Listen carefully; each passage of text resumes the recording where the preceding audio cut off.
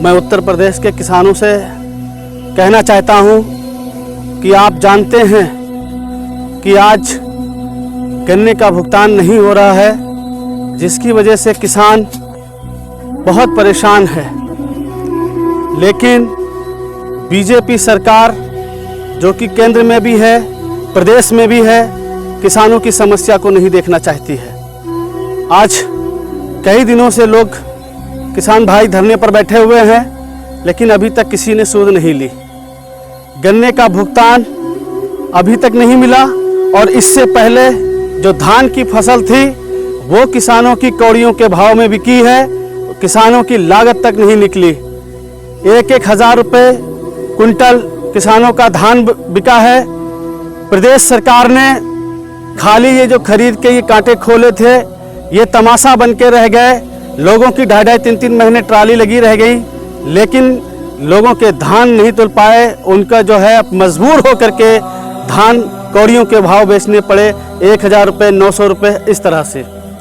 मैं किसान भाइयों से अनुरोध करता हूं कि आप एक बार फिर से अपने पिछली सरकार को याद करिए कि जब कांग्रेस का शासनकाल था तब किसानों का गन्ने का भुगतान गन्ना तुलते ही तुरंत हो जाया करता था, और ये फसलें जो गेहूं धान हुआ करती थी इनको क्रय केंद्र पर खरीदते ही उनके भुगतान हो जाया करता था। आज ऐसा क्या हो गया है जो उत्तर प्रदेश में और देश में किसान परेशान है? क्योंकि बीजेपी सरकार ने कोई भी ऐसी व्यवस्था नहीं बनाई है जो किसानों के हित में है। अगर ये किसानों के हित में होती तो किसानों का धान आसानी से तुल जाता क्रय केंद्रों पर और उनका भुगतान होता। 2.5 महीने लाइन लगाने के बाद घर वापस नहीं जाते। गन्ने का भुगतान अगर सरकार अच्छी होती तो तत्काल करा देती, साल भर जो है गन्ने का भुगतान पेंडिंग नहीं पड़ा रहता। मैं आप सभी से कहना चाहता हूं कि आप कांग्रेस के शासनकाल को याद करिए। कांग्रेस के शासनकाल में जब किसान परेशान था और त्राही त्राही मची थी, कर्जे में डूबा हुआ था, तो यूपीए सरकार ने किसानों का कर्जा माफ करके किसानों को सबसे बड़ी राहत दी थी। और आज इन्होंने जब देखा कि कर्ज माफी से किसान प्रेरित है, तो 2012 के चुनाव में समाजवादी ने चिल्ला के गला फाड़ के कहा कि हम किसानों का कर्जा माफ करेंगे। लेकिन किसानों का कर्जा नहीं माफ हुआ। उन्होंने सिर्फ और सिर्फ छलावा किया, सहकारी समितियों का कर्जा माफ करके दिखाया, जबकि सरकार पूरी बहुमत से बनी थी और इस देश के किसान और नौजवानों ने बनाई थी। जब यही बात 2017 में आई तो बीजेपी ने देखा कि कर्ज माफी के नाम पर लोग वोट दे देते हैं, सरकार बना देते हैं, किसान जो है जागरूक हो जाता है और बहुत जोश में आकर के वोट करता है। किसानों को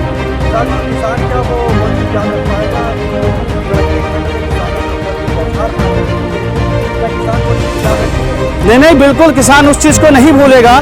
लेकिन जो मैं कहना चाहता हूं वो भी आप सुनिए कि उत्तर प्रदेश में जब 2017 का चुनाव आया तो बीजेपी के नरेंद्र मोदी जी और आपके योगी जी दोनों ने गला फाड़ के चिल्लाया कि हमारी सरकार बनाओ और हम कर्जा किसानों का माफ करेंगे।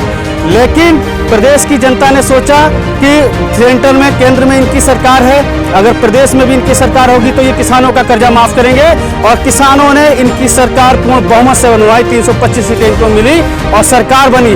लेकिन किसानों के साथ छलावा हुआ, किसानों का कर्जा नहीं माफ हुआ।